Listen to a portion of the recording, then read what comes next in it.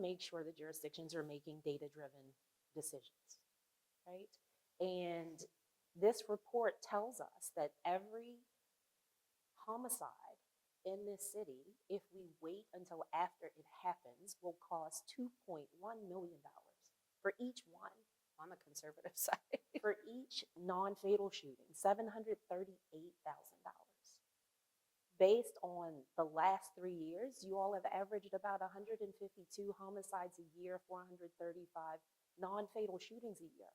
That means that Columbus is spending $500 million per year to respond to incidents of gun violence after they happen, when in fact, Columbus could be investing more on the prevention and intervention side so that those tax dollars, those costs associated with a post-shooting event are minimized. We know that homicides are down significantly. So over the summer, we were at about 41%, which was leading the country with regard to homicide decreases. As of now, I believe we're somewhere in the mid-20s. So I would argue that we're doing great as a city when it comes to other cities that are similarly sized. We are leading the pack with reductions in homicides. I think that when you are talking about the narrative that is often coming across TV or different media sources, I think that it plays up a lot. It makes it sound worse than it is, in my opinion. And I don't want that to be taken as that 106, as of this morning, is our homicide count. 106 lives is not to be diminished, right? That is significant loss of life.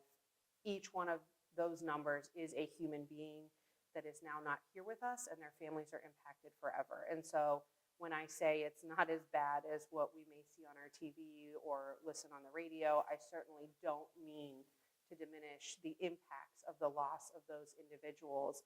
But I would also argue that Columbus is not the wild, wild west that some want to portray it as. We are actually seeing incredible decreases in violent crime, including homicides. And like I said, we're leading the pack when it comes to other similarly situated cities with the same populations. I want to be really clear that this report is not about defunding the police. It's about investing in other methodologies that have been proven to work. A great example of that plays back to Baltimore City, where we've seen year over year reductions in violence there, 20% reduction in homicides last year, and year to date down about 30%.